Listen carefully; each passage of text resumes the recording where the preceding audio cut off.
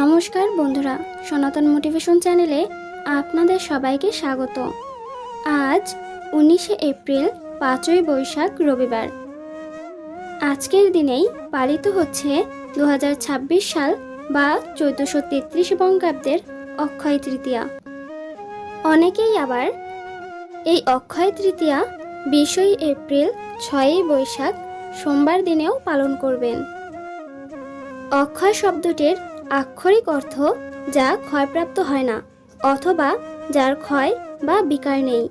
প্রতি বছরের বৈশাখ মাসের শুক্লপক্ষের তৃতীয়া তিথিটিকে বলা হয় অক্ষয় তৃতীয়া। এটি বছরের মাহাত্ম্যপূর্ণ পবিত্র দিন। ধর্মশাস্ত্র অনুসারে এই দিনে কোনো শুভকর্ম সম্পন্ন করলে ফলস্বরূপ অনেক বৃহৎ ফল প্রাপ্তি হয়। এই অক্ষয় তৃতীয়া তিথিকে অক্ষয় তেজ বা পরশুরাম জয়ন্তীও বলা হয়। চলুন এবারে জেনে নেওয়া যাক অক্ষয় তৃতীয়া মাহাত্ম্য সম্পর্কে। পবিত্র পুরাণ অনুসারে এই দিনটি সত্যযুগের সমাপ্তি এবং ত্রেতা যুগের সূচনা করেছিল। এই দিনটিকে ত্রেতা যুগের উগাদি তিথি হিসেবে বিবেচনা করা হয়। মহাভারত অনুসারে এই দিনে মহাভারতের যুদ্ধ শেষ হয়েছিল এবং দ্বাপর যুগের অবসান হয়েছিল। এই তিথিতে রাজা ভাগীরথের হাজার হাজার বছরের তপস্যার ফলস্বরূপ পুণ্যতোয়া পুণ্যসলীলা ভগবতী দেবী গঙ্গা স্বর্গ থেকে মর্তলোকে অবতরণ করেন। তারপর থেকে নিরবিচ্ছিন্নভাবে অক্ষয় জলসম্ভার নিয়ে মর্তবাসীর জীবনদায়িনী ও পাপনাশিনী নদীরূপে বয়ে চলেছে। তাই এই দিনে গঙ্গা নদীতে স্নান করলে জীবনের সমস্ত পাপ থেকে মুক্তি পাওয়া যায়। ভগবানের 10 অবতারের অন্যতম ষষ্ঠ অবতার পরশুরাম এই তিথিতেই আবির্ভূত হন মর্তলোকে। তিনি হলেন চিরঞ্জীবী অর্থাৎ অমরত্বের অধিকারী। অক্ষয় আয়ু নিয়ে আজও তিনি মর্তচারী। তাই এই তিথির আরেক নাম পরশুরাম জয়ন্তী।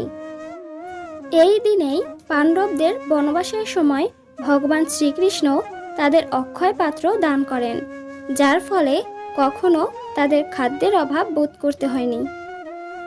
এই শুভ তিথিতে হিমালয়ের পবিত্র তীর্থস্থান বদ্রীনাথ মন্দিরের দরজা খুলে যায়।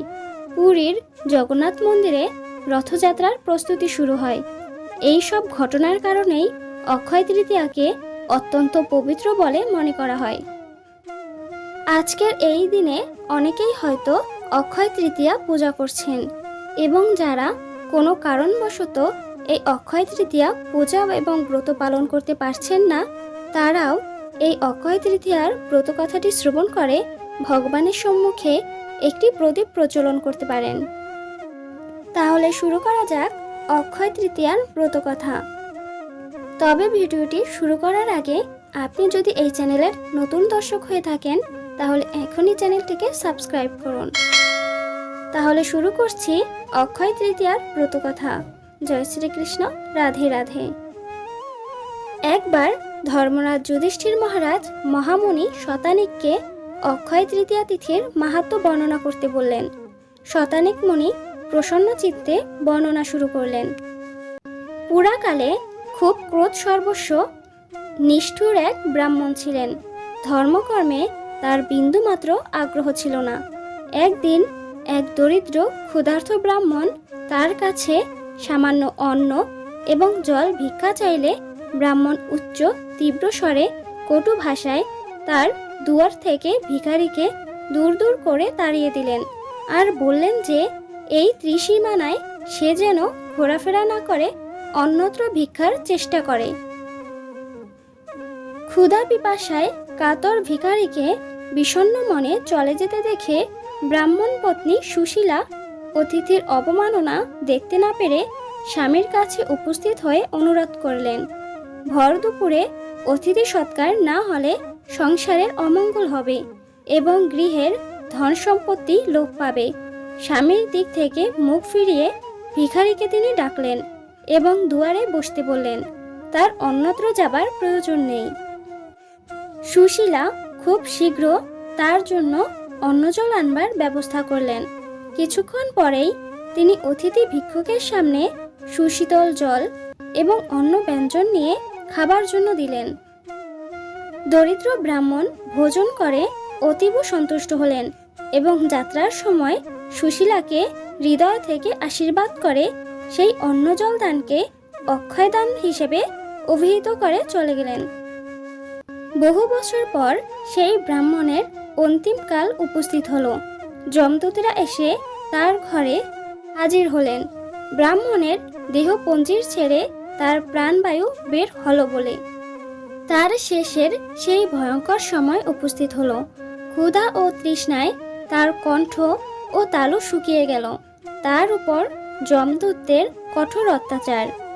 ব্রাহ্মণ তাদের কাছে 2 ফোঁটা জল চাইল এবং তাকে সে যাত্রায় উদ্ধার করতে বলল।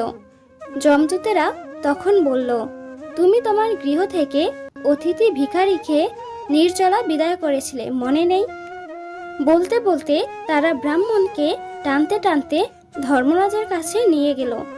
ধর্মরাজ ব্রাহ্মণের দিকে তাকিয়ে বললেন, একে কেন আমার কাছে এনেছো? ইনি মহা পুণ্যবান ব্যক্তি। বৈশাখ মাসের শুক্লা তিথিতে এনার পত্নী তৃষ্ণার্ত অতিথিকে অন্ন জল দান করেছেন। এই দান অক্ষয় দান। সেই পুণ্যে ইনি মহাত্মা। আর সেই পুণ্য ফলের জন্য এনার নরক গমন হবে না। ব্রাহ্মণকে তোমরা জল দাও, শীঘ্রই ইনি স্বর্গে গমন করবেন। এই ব্রতের প্রধান উপকরণ হলো জপ। শুক্লা তৃতীয়া তিথিতে জপ দিয়ে লক্ষ্মীনারায়ণের পূজা করে ব্রাহ্মণ বা কোনো দুস্থ মানুষকে অন্ন, বস্ত্র, ভোজ্য ফল ইত্যাদি দান করতে হয়। ব্রতীরা এই দিন জপ দিয়ে তৈরি খাবার খান। নারী পুরুষ উভয়েই এই ব্রত পালন করতে পারেন। ব্রত করে যে ব্যক্তি এই ব্রত কথা শ্রবণ করেন তিনি পরম ধাম লাভ করেন এবং পরিবারে সুখ ও সমৃদ্ধি বৃদ্ধি পায়। এই বলিয়া মহামুনি শতানিক অক্ষয় তৃতীয়ার ব্রতকথা সমাপ্ত করেন। বন্ধুরা, এই দিনে নিজেকে সংযত রাখুন এবং আপনার সাধ্য মতো কোনো গরিব, দুঃখী বা পশু পাখিদের কিছু দান করুন এবং এই ব্রতকথাটি শ্রবণ করে ভগবান শ্রীবিষ্ণু ও মা লক্ষ্মীর সামনে একটি প্রদীপ প্রজ্বলন করে তাদের উদ্দেশ্যে কিছু জবের দানা নিবেদন করুন। আশা করছি দর্শক বন্ধুরা ভিডিওটি দেখে আপনাদের ভালো লেগেছে। ভিডিওটি ভালো লাগলে অবশ্যই একটি লাইক করবেন এবং আপনি যদি এই চ্যানেলটিকে এখনো সাবস্ক্রাইব না করে থাকেন তাহলে এখনই চ্যানেলটিকে সাবস্ক্রাইব করুন। ধন্যবাদ। হরে কৃষ্ণ।